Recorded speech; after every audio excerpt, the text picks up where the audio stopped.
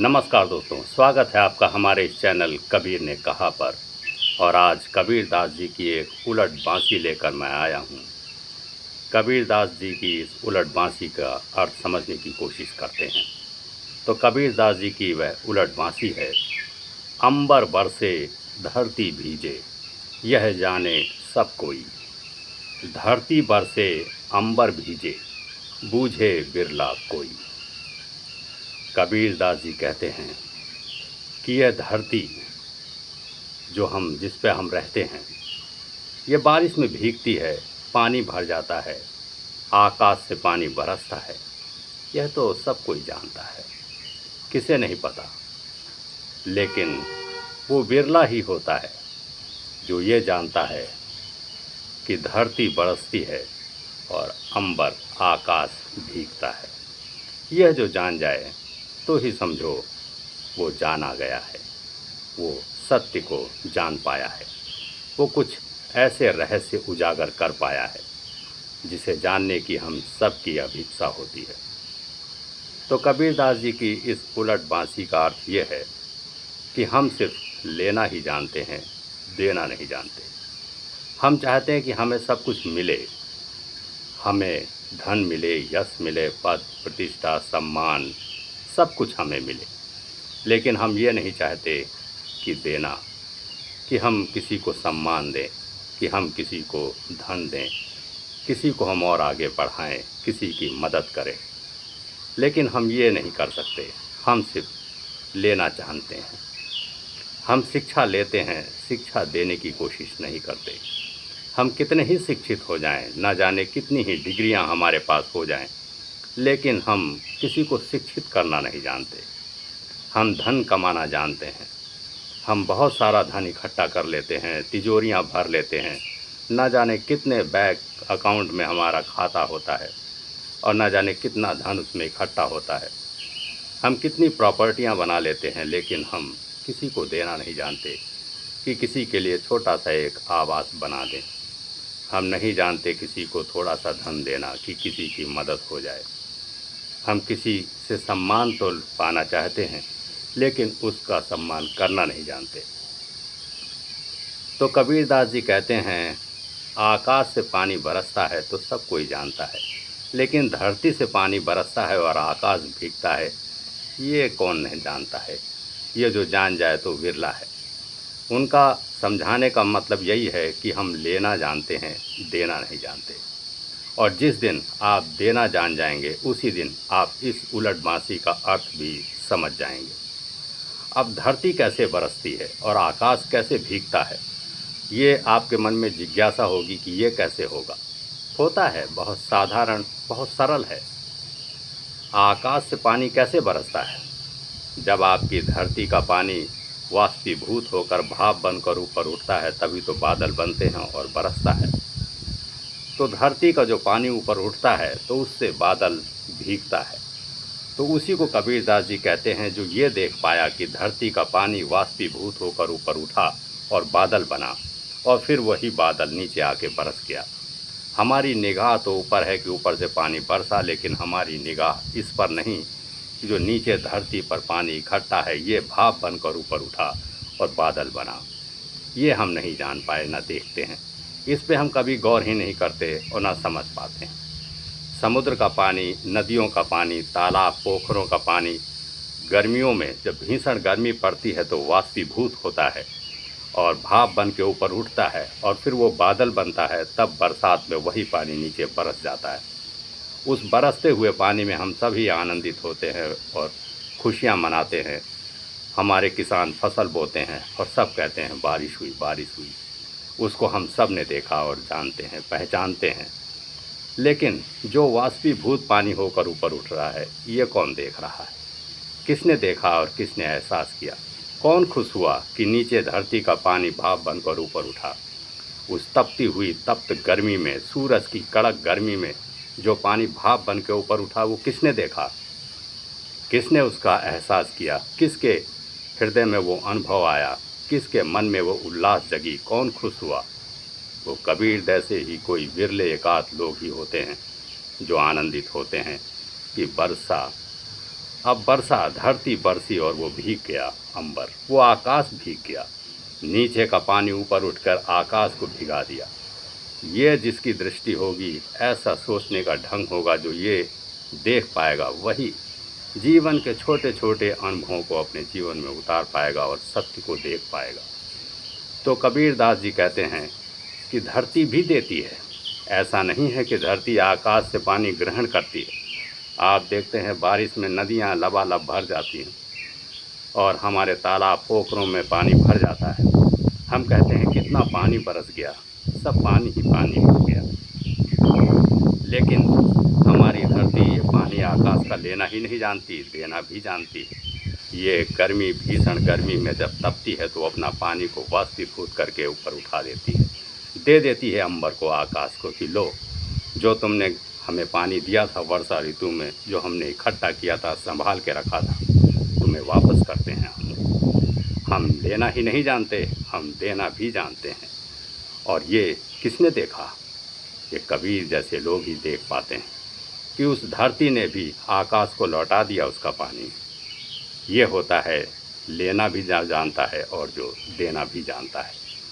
तो कबीर दास जी यही समझाना चाहते हैं।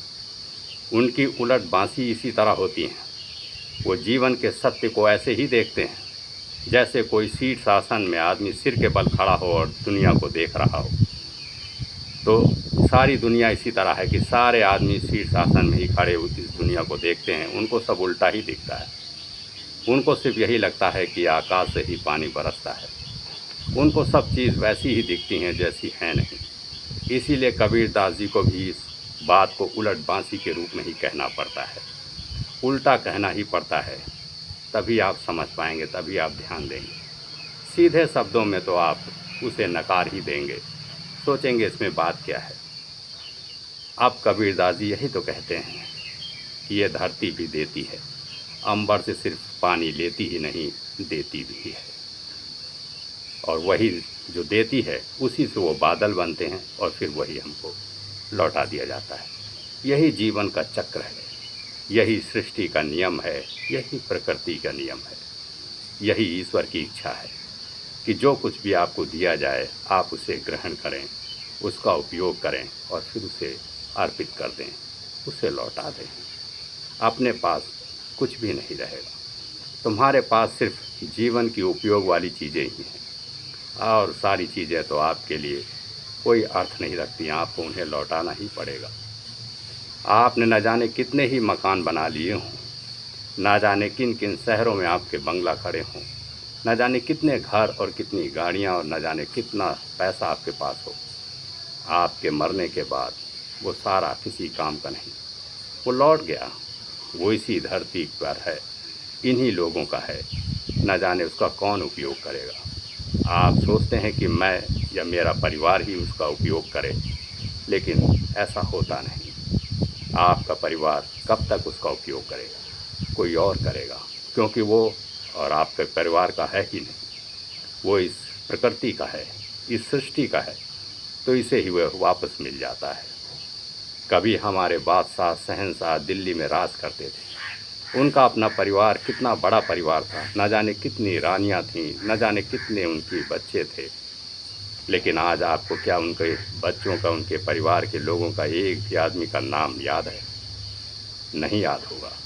और वो संपत्ति जो एक शहंशाह के पास थी, जिसका कोई हिसाब ही नहीं था, जिनकी संपत्ति का कोई ब्यौरा ही नहीं था, और उस संपत्ति पर अब किसका अधिकार है? कौन उसका उपयोग कर रहा है? क्या कभी वो बादशाह ये सोच सकता था? तो आप ये छोटी छोटी बातों को जब गौर करेंगे, सोचेंगे, विचारेंगे, तभी आप इस कबीर दास की उलट बांसी को समझ पाएंगे। सारा कुछ यहाँ सृष्टि प्रकृति का है, हमारा कुछ भी नहीं। तो आप उसका सही में उपयोग करें, अपने लिए भी और दूसरों के लिए भी, जिससे आपका गुजारा और सही हो जाए, आपका जीवन सही से चल जाए। बाकी सब आप दूसरों के लिए उपयोग में दें, दूसरों का भला करें। परिवार का भला करते ही हैं आप, समाज का उद्धार करें, लोगों की मदद करें। नहीं तो वो तो व्यर्थ ही होगा, वो तो प्रकृति का ही खजाना है, वो यहीं पर है। आप खाली हाथ आए और खाली हाथ चले जाएंगे। कुछ भी आप यहाँ से ले नहीं जा पाएंगे, सब कुछ यहीं छोड़ के ही जाएंगे। लेकिन हमारा मन नहीं मानता, हम ये जानने की कोशिश नहीं करते। शायद हम जानते भी हों कि सब कुछ यहीं छूट जाता है, कब्र में तो हम खाली हाथ ही लिटाए जाएंगे या चिता पर हम ऐसे ही जलाए जाएंगे, हमारे साथ कुछ भी नहीं जाएगा। हम जानते सब कुछ हैं, देखते भी हैं, लेकिन हम होश में नहीं आते, हमारे बोध में नहीं आता, हम समझ नहीं पाते और ना उस पर कोई अपनी प्रतिक्रिया करते हैं, न ध्यान देते हैं। तो कबीरदास जी इस उलट बांसी से यही बार बार समझाते हैं कि जो आप जानते हैं, जो देखते हैं, उसे करिए। पल पल जीवन बीता जा रहा है, आपका जीवन एक दिन अचानक ही आपके सामने से ही गायब हो जाएगा, आपको पता भी नहीं चलेगा। ऐसा नहीं है कि आप पूरी आयु में ही जाके ख़त्म होंगे, कि 100 वर्ष की आयु के बाद ही आपका जीवन समाप्त होगा। कोई नहीं जानता कि आपकी आयु कितनी है। हो सकता है अभी मैं बोल रहा हूँ, अगले पल कुछ भी हो सकता है। तो जीवन बहुत रहस्यमयी है, बहुत अमूल्य है, और पल पल उसका क्या होता है कोई नहीं जानता। तो कबीरदास जी हाथ जोड़कर यही विनती करते हैं कि आप अपने जीवन में पल पल ये सोचते रहिए, ये बोध आपका बना रहे कि यहाँ सिर्फ मैं लेता ही ना रहूं, देना भी जानूं। जैसे आकाश से पानी गिरता है, धरती ग्रहण करती है, लेती है, लेकिन फिर लौटा भी देती है, उसका उपयोग करती है। धरती उस अंबर से हुए बरसे हुए पानी का उपयोग करती है। वही जल जो होता है आकाश से जो बरसता है, वही धरती के नीचे जाके इकट्ठा होता है, और वही जल मीठे पानी का स्रोत बनता है, और हम सभी पीते हैं उसे। कुआं खोदें या नल लगाएं या जो कुछ भी करें, वो पानी तो नीचे से ही आता है, उसका धरती उपयोग कर लेती है। वो कृषि के भी काम आता है, खेती बाड़ी सब उसी जल से ही होता है। सारे जीव जंतु, मछलियाँ, ना जाने कितने पानी के जीव सब उसी से पलते हैं। वो धरती सब उसका उपयोग करती है, लेकिन बाकी पानी का वो उसी प्रकार वापस लौटाती है, अंबर को, आकाश को वापस करती है, बादल के रूप में उसे वो दे देती है कि लो ये पानी लो और फिर बरसो, फिर दो हमें, फिर हम उसका उपयोग करेंगे, और फिर ये चक्र चलता ही रहेगा। तो इसमें धरती लेती भी है और देती भी है, वो लेना भी जानती है और देना भी जानती है। तो हमें भी लेने के साथ साथ देने की भी प्रवृत्ति होनी चाहिए। हम भी सिर्फ लेते ही ना रहें। हमने बहुत अपने चारों तरफ देखा होगा कि कुछ पढ़ने में बड़े विलक्षण बच्चे होते हैं, उनकी बुद्धि तीव्र होती है, वे बहुत जल्दी समझ जाते हैं, उनको याद हो जाता है और वो बहुत अच्छी तरह शिक्षित हो जाते हैं। लेकिन जब वो अपने शिक्षा पूरी करते हैं, उन्हें बहुत कुछ ज्ञान हो जाता है, तो वे अपने ज्ञान को अपने अंदर ही सिमट कर रखते हैं और उसका उपयोग वे धन को अर्जित करने में लगाते हैं, किसी ऊंचे पद पर पहुंच जाने की कोशिश करते हैं, कंपटीशन में बैठते हैं और टॉप करते हैं। लेकिन वो अपनी शिक्षा जो उन्होंने ग्रहण की वो बांटते नहीं, मुफ्त में नहीं बांटते। या तो वो अपनी शिक्षा को पैसे लेकर देंगे, तो जिनके पास धन नहीं, जो गरीब हैं, उस शिक्षा से वर्जित हो जाते हैं, उससे दूर बनी रहती है, उनके कोई काम नहीं आती। वो पैसा कमाने की कोशिश करते हैं, बांटना नहीं जानते। अगर ईश्वर ने आपके अंदर इतनी प्रतिभा भरी है कि आप ज्ञान के अथाह सागर में कुछ ले पाए, तो आप उसका उपयोग करिए। ऐसा नहीं है आप अच्छे पद पे पहुंचिए, आप धन कमाइए, लेकिन उसी शिक्षा का थोड़ा बहुत आप दूसरों को यूं ही मुफ्त में दान दीजिए, उसका उपयोग करिए उन लोगों के लिए जो धन से उस शिक्षा को अर्जित नहीं कर पाते। उनका भला होगा तो वे भी आगे बढ़ेंगे।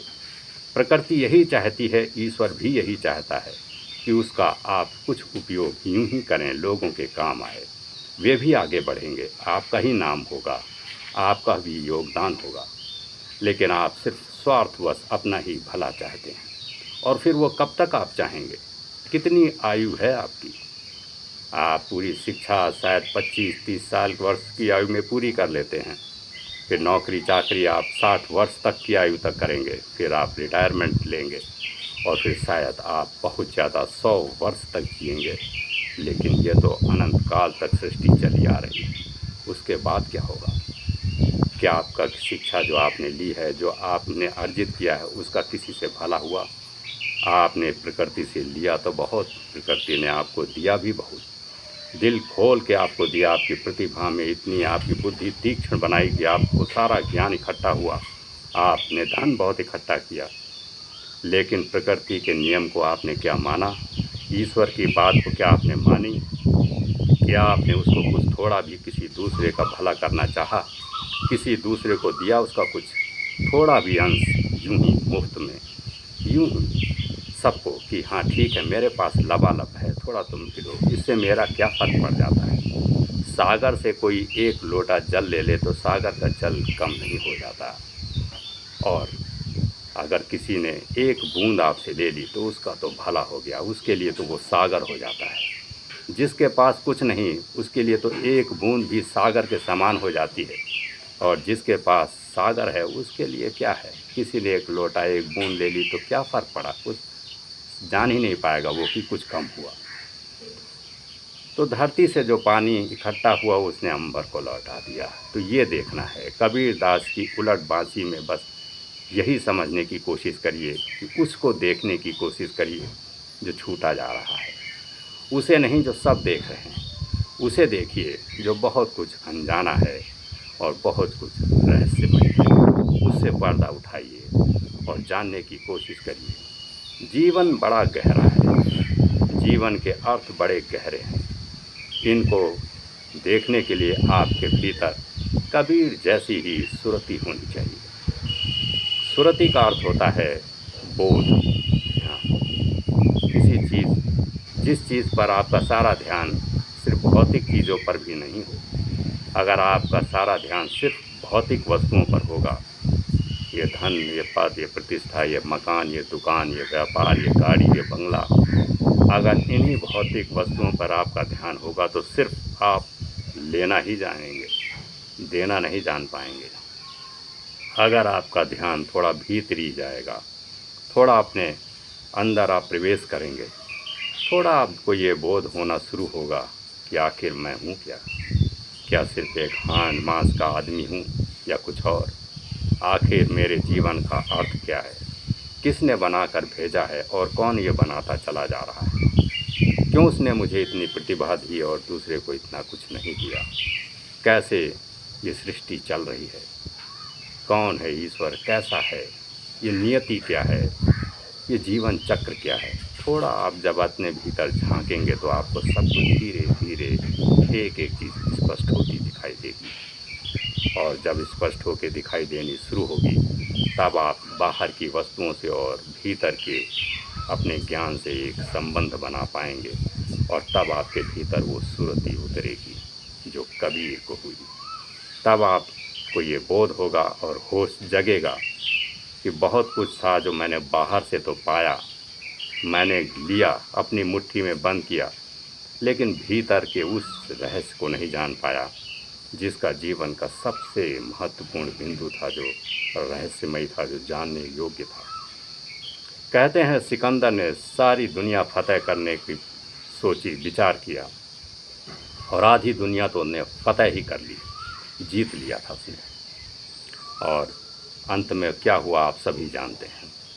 क्या ले गया वो अपने साथ? कुछ भी तो नहीं ले गया। उसने तो यहाँ तक कहा कि मेरे हाथ ही खाली खुले छोड़ देना, ऐसे दिखाते हुए कि मैं कुछ भी लेके नहीं जा रहा, सारा साम्राज्य यहीं छोड़ के जा रहा हूँ। जाना ही पड़ेगा। कोई सिकंदर, कोई ऐसा स्पेशल भगवान ने उसको नहीं बना दिया। हमारी ही तरह है वह, जैसे हम वैसे सिकंदर, जैसे हम वैसे कोई और, सब कुछ। बस इतनी बात है कि किसी को थोड़ा ज़्यादा शक्ति मिली और किसी को थोड़ा ज़्यादा बुद्धि मिली। कोई थोड़ा हमसे ज़्यादा बुद्धिमान हुआ, कोई हमसे ज़्यादा शक्तिशाली हुआ, लेकिन इसका अर्थ नहीं कि वो कोई दूसरी तरह की श्वास लेता हो। इसका ये भी अर्थ नहीं कि वो कोई दूसरी तरह का पानी पीता हो। इसका ये भी अर्थ नहीं कि ईश्वर ने उस पर कोई विशेष कृपा की हो। नहीं, कुछ परिस्थितियाँ ऐसी हुई कि वो शक्तिशाली बना, कुछ परिस्थितियाँ ऐसी हुई कि वो ज़्यादा बुद्धिमान बना, ईश्वर ने तो सब बच्चों को एक जैसा ही बना के भेजा था, एक सांचे में ही ढाला था, किसी को रत्ती भर भी कम नहीं न ज़्यादा दिया। उसकी महिमा पर कोई शक नहीं। उसने सबको एक जैसा बनाया, लेकिन कुछ परिस्थितियां ऐसी होती हैं, आपने अपने चारों तरफ भी देखा होगा। कुछ बच्चे होते बड़े तीक्ष्ण बुद्धि के हैं, लेकिन गरीब घर में पैदा होते हैं, शिक्षा ही नहीं ग्रहण कर पाते, अशिक्षित रह जाते हैं, लेकिन उस अशिक्षित में ही वो कुछ ऐसा काम कर जाते हैं कि आप भी आश्चर्यचकित रहते हैं कि शायद अगर ये थोड़ा पढ़ना को इसको मौका मिलता या था इसके पास थोड़ा सा धन होता तो ये क्या से क्या कर जाता। इतनी गरीबी में भी इसने ये किया। अगर कहीं इसके पास इतना अच्छा पारिस्थितिक इतनी अच्छी परिस्थिति होती, इतना पीछे इसका अच्छा माहौल होता, इसके पास धन होता, इसके पीछे किसी का हाथ होता, तो ये क्या ना कर जाता। तो भगवान ने सबको एक जैसा ही दिया है, एक जैसा बनाया है। परिस्थितियां हमको थोड़ा कम थोड़ा ज़्यादा कर देती हैं, लेकिन अंत तो एक जैसा ही होगा। कौन है ऐसा, आप अपने चारों तरफ देखते होंगे, एक से एक सूरमा, चले तो इस मिट्टी में ही गए, लेटे तो वह अंत समय चिता पर ही, आग तो उनके शरीर में भी लगी, उनका भी नाम उसी तरह भुला दिया गया जैसे किसी और का। लेकिन जब तक उनका जीवन था तब तक हाँ, उन्होंने कुछ हमसे श्रेष्ठ काम किया, और श्रेष्ठ काम वो नहीं जो उन्होंने अपने लिए किया, उसका क्या मूल्य। आपने अपने लिए किया तो क्या किया, आपने दूसरे के लिए क्या किया, यही महत्वपूर्ण है। अगर आपके पास ज्ञान है, आपने उसे अर्जित किया है, तो आपका ये फ़र्ज़ बनता है कि आप उस ज्ञान का थोड़ा सा अंश लोगों को बांटें। आपने धन अर्जित किया है, आपको भगवान ने इतना सब कुछ दिया है, तो आपका ये फ़र्ज़ बनता है कि आप उस धन का थोड़ा उपयोग इस समाज की भलाई के लिए भी करें, उन गरीब लोगों की मदद करें। इससे आपका कुछ बनेगा, कुछ बिगड़ेगा नहीं। उसी तरह कबीरदास जी ये समझाते रहे हैं कि आप उसको देखिए कि धरती कैसे बरस रही है और अंबर कैसे भीग रहा है। यही नहीं, ऊपर देखते रहिए कि बरसात में कि बारिश आकाश से हो रही है, ज़रा ये भी देखिए कि बारिश कैसे बरस रही है धरती से और अंबर कैसे भीग रहा है, ज़रा इस पर भी गौर करिए। कबीरदास जी कहते हैं, जब इस पर आप गौर करेंगे तभी आप जीवन के वो गूढ़तम रहस्यों से पर्दा हटा पाएंगे और जीवन के सत्य से आप अवगत होंगे। कबीरदास की उलट बांसियाँ ऐसी ही होती हैं, बड़े गहन अनुभव से आती हैं, इसीलिए उनकी बात को समझने के लिए बहुत शांत और बहुत बोधपूर्वक होशपूर्वक होना बहुत ज़रूरी है। आप जब तक बाहर झांकेंगे, आपको इनकी उलट बांसियाँ ऐसी ही लगेंगी जैसे कोई आदमी बेफिजूल पागल की तरह कहा जा रहा है, जिसका कोई अर्थ नहीं, जो बस बेसिर पैर की बातें हैं। लेकिन जिस वक्त आप शांत बैठेंगे, आप मौन होंगे, आप ध्यान करेंगे, आपके अंदर एक भीतरी ज्वाला प्रज्वलित होगी, आपके भीतर एक हृदय का दिया जलेगा। जब आपको आत्मबोध होगा, जब आपको वो सूक्ष्म तत्व का आपको ज्ञान होगा, तभी आप इन सारी गूढ़ बातों के रहस्य से पर्दा हटा पाएंगे, समझ पाएंगे। तब आप इन उलट बांसियों का सही मायने में अर्थ भी समझ पाएंगे। कहने को तो कोई भी इनके अर्थ को समझा सकता है, मैं भी समझा ही रहा हूँ, व्याख्या कर रहा हूँ, लेकिन इसका असली मतलब तो जब होगा जब आप सही मायने में इसको समझ पाएंगे, जब आप उस पर अमल करना शुरू करेंगे। कोई भी शिक्षा, कोई भी चीज़ जब आप ग्रहण करते हैं शिक्षा से, जब तक आप प्रयोग नहीं करते वो व्यर्थ ही होती है। इसीलिए विज्ञान जो है इतना आगे कैसे निकल गया। विज्ञान सिर्फ थ्योरी पर ही नहीं डिपेंड है। क्या आपने पढ़ लिया कि H2O पानी होता है, तो ये नहीं कि अब पानी बन गया, नहीं, प्रयोग करना है, एक्सपेरिमेंट करना है कि देखें हाइड्रोजन और ऑक्सीजन को मिला के पानी बनता है कि नहीं, कि बस यूं ही हम रटे चले जा रहे हैं H2O इसको पानी। तो ऐसा नहीं है, प्रयोग करना है। तो कबीरदास जी के दोहों को भी आप प्रयोग करें, अपने जीवन के अनुभव में लाएं, तब आप सही मायने में कबीर को और कबीर के दोहों को और उनकी उलट बांसियों को समझ पाएंगे। तब आप इसका सही मायने में अर्थ समझ पाएंगे। प्रयोग करना बहुत ही ज़रूरी है। और जैसे विज्ञान आगे बढ़ता चला गया है और हमारा अध्यात्म पीछे छूटता चला गया, आज पश्चिमी देश हमसे आगे निकले जा रहे हैं। क्यों? क्योंकि वो प्रयोग करते हैं। वे सिर्फ रटी रटाई बात पढ़ते नहीं चले आते। हम हजारों साल से गीता का पाठ करते चले आ रहे हैं, रामायण का पाठ करते चले आ रहे हैं, गीता के श्लोकों का अध्ययन करते चले आ रहे हैं, वेद पुराण न जाने क्या क्या हमारे पास शास्त्र हैं, हम पढ़ते चले आ रहे हैं। पढ़ने से क्या होगा? वो तो किताबें हैं, आपने पढ़ लिया, बात खत्म हो गई। आपने समझ लिया, बात खत्म हो गई। आपने उनका प्रयोग नहीं किया। और जब तक प्रयोग में वो चीज़ नहीं आएगी, अनुभव में नहीं आएगा, वो सारा ज्ञान कचरा ही होगा, कोई अर्थ का नहीं होगा। तो प्रयोग करना सीखिए। और जब तक प्रयोग नहीं करेंगे, प्रयोग करने की कोशिश नहीं करेंगे, शिक्षा का कोई अर्थ भी नहीं रह जाता। इसीलिए हमारे देश में आगे बढ़ने की कोई रास्ता लोगों को दिखाई नहीं पड़ता। वे सोचते हैं हम तो इतना पढ़ लिया, हमने इतना जान लिया, लेकिन हमारे जीवन में कोई बदलाव नहीं हुआ। हमने इतनी शिक्षाएं ग्रहण की, न जाने कितनी मोटी मोटी किताबें पढ़, लेकिन हमारा जीवन बदला नहीं। हम तो रोज़ हाथ जोड़ के गीता का पाठ करते हैं, हमें सब वेद शास्त्रों पुराणों का ज्ञान है। अहम ब्रह्मास्मि हम रोज़ पढ़ते हैं, गायत्री मंत्र हम रोज़ पढ़ते हैं, लेकिन हमारा जीवन बदला नहीं, कभी नहीं बदलेगा। क्योंकि आपने पढ़ लिया है, जान लिया है, लेकिन जानना और अपने भीतर उसे उतारने में बहुत बड़ा भेद है। जिस दिन आप जान लेंगे और उसके बाद प्रयोग करके अपने भीतर उतार लेंगे, आपका जीवन उसी क्षण बदल जाएगा। एक पल की भी देर नहीं लगेगी, आपका जीवन उसी क्षण दूसरा हो जाएगा, एक नया ही जीवन हो जाएगा।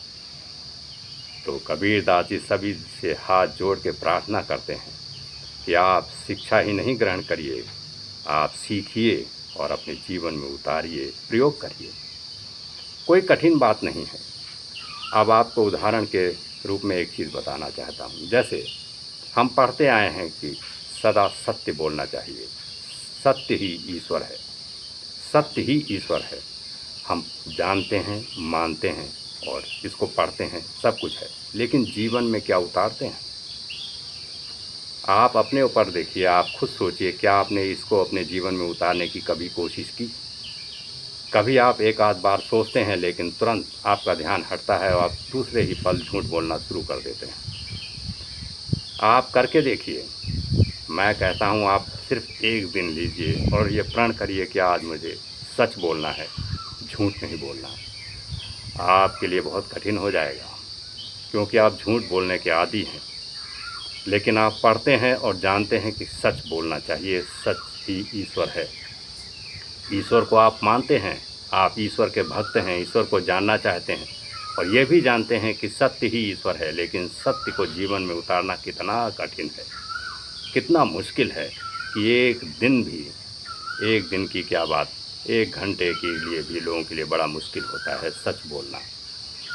और अगर ये आपके जीवन में उतर गया, एक दिन, 2 दिन, 3 दिन, इस तरह हफ्ते, 2 हफ्ते, महीने, वर्ष, अगर आपने सच बोलना सीख लिया और अपने जीवन में उतार लिया, तो क्या आप वही रहेंगे जो पहले थे?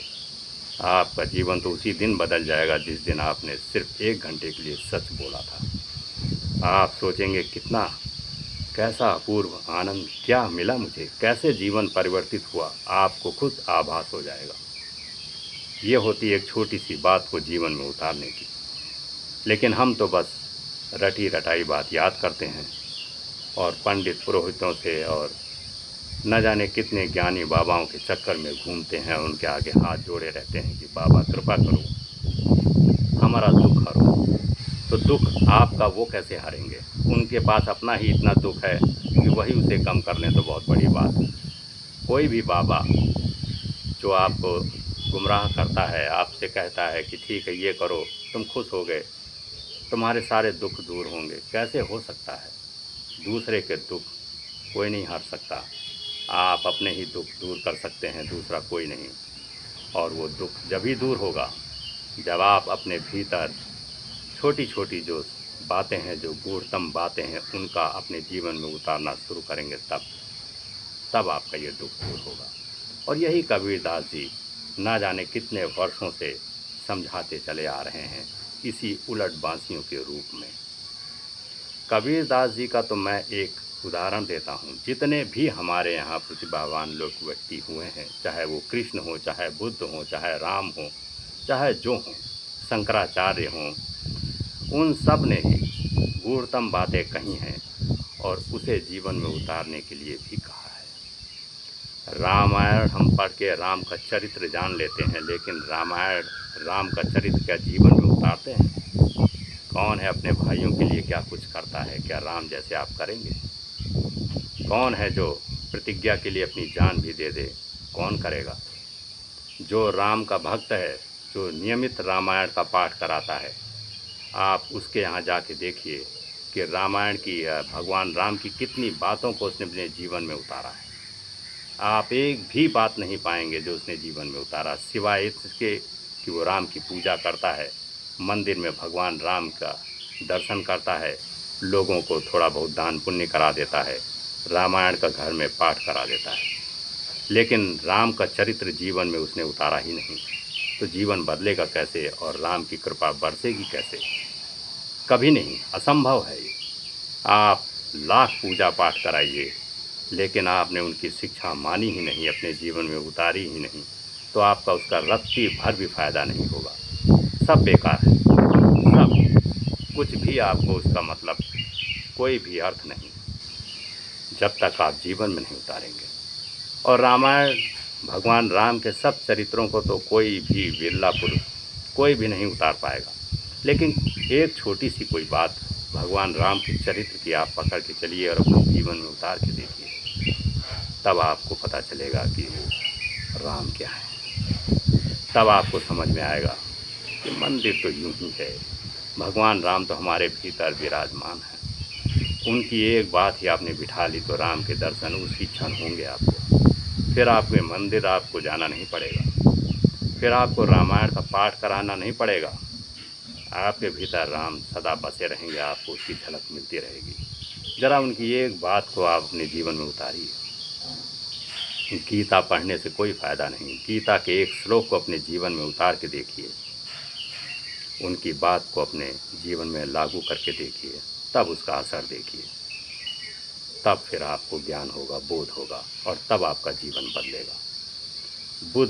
बुद्ध को हम सभी जानते हैं और सभी पढ़ते हैं, उनकी किताबें पढ़ते हैं और उनके हाथ जोड़ के उनके आगे नतमस्तक होते हैं कि कितने ध्यान में मगन, बड़े अच्छा लगता है। आप कभी बैठे बुद्ध की तरह ध्यान में? कभी 5 मिनट के लिए भी आपने अपने घर में आसन लगा के ध्यान किया? अगर नहीं किया तो आप फिर बौद्ध नहीं, आप बुद्ध को नहीं जान पाए, आप जान ही नहीं पाएंगे। चाहे जितने बुद्ध के धम्मपद आप पढ़ लें, चाहे जितने शास्त्र पढ़ लें, चाहे किसी बौद्ध मठ में आप जाके सन्यासी हो जाएं, आप बुद्ध को जान ही नहीं पाएंगे।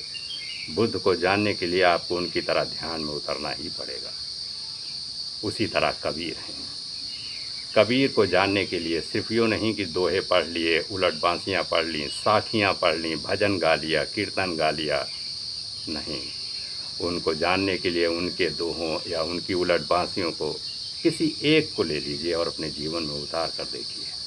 उसी दिन आपके सामने कबीर प्रकट होंगे और आपके भीतर वो ज्ञान बरसेगा और कबीर की तरह ही सुरती आपके जीवन में उतरेगी। तब आप सही मायने में कबीर को समझ पाएंगे और जान पाएंगे, और तब आप इन उलट बांसियों को भी समझ पाएंगे।